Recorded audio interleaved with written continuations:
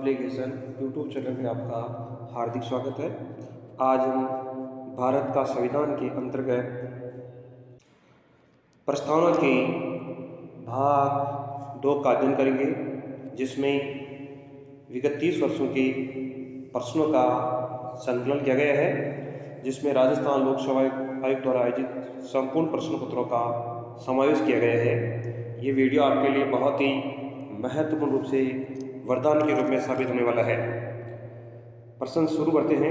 अगला प्रश्न शुरू है हमारा, भारत में लौकिक सार्वभौमिकता है क्योंकि संविधान की प्रस्तावना आरंभ होती है प्रजातांत्रिक भारत शब्दों से, जनता के जनतंत्र शब्दों से, जनता के लोकतंत्र शब्दों से, हम भारत के लोक शब्दों से।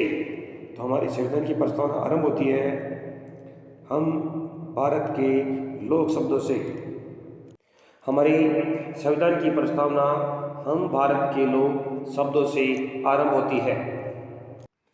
भारत के संविधान में उद्देशिका का विचार लिया गया है इटली के संविधान से, कनाडा के संविधान से, फ्रांस के संविधान से, यूएसए अमेरिका के संविधान से।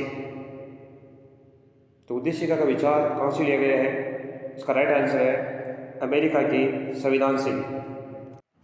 भारत के संविधान की प्रस्तावना में उल्लेख हम भारत के लोग से क्या तात्पर्य है? रीड द्वितीय लेवल 2018। संपूर्णता भारत के मुख्य न्यायाधीश में निहित है, संपूर्णता भारत के लोगों में निहित है, संपूर्णता भारत के राजनीतिक दलों में निहित है, संपूर्णता लोकसभा अध्यक्ष में निहित है। इसका राइट आंसर हो जाएगा हम भारत के लोग से तात्पर्य है संप्रभुता भारत के लोगों में निहित है।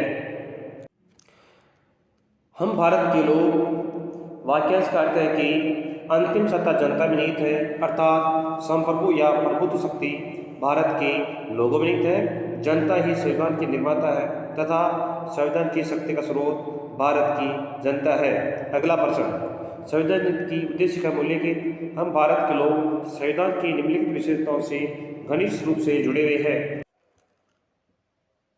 हम भारत के लोग घनिष्ठ रूप से जुड़े हुए हैं, इसका राइट आंसर हो जाएगा संप्रभु राज्य।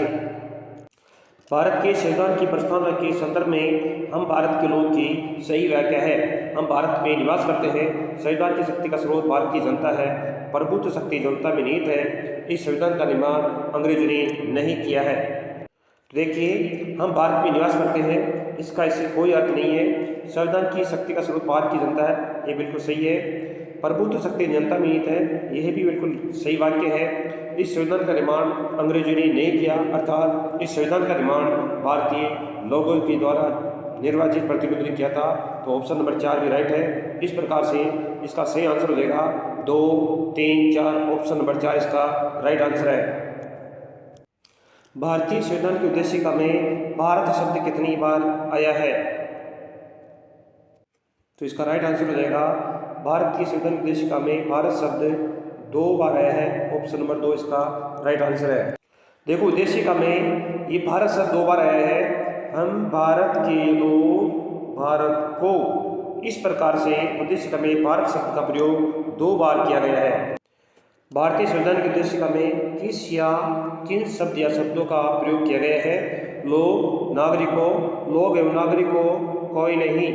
तो हमारे संविधान की उद्देशिका में लोग एवं नागरिकों दोनों शब्दों का प्रयोग किया गया है। ऑप्शन नंबर 3 इसका राइट आंसर है।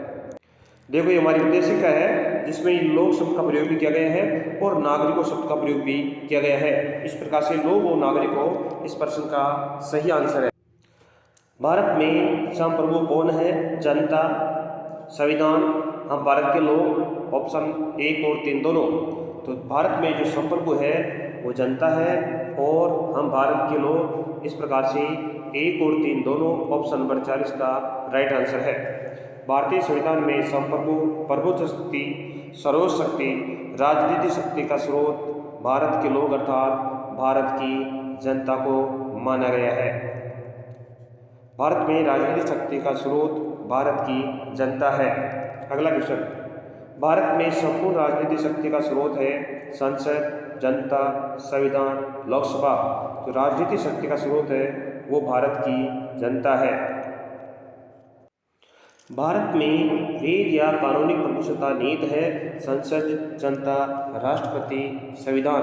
तो भारत में वेद या कानूनी प्रभुसत्ता जो निवास करती है वो करती है संविधान में। ऑप्शन नंबर 4 इसका सही आंसर है। जबकि राजनीतिक संप्रभुता या सर्वशक्ति जो है वो भारत के लोगों में निवास करती है। भारत में कानूनी या वेद संप्रभुता भारतीय संविधान में निवास करती है। राजनीति या संप्रभु या सर्वशक्ति भारत के लोगों में निवास करती है।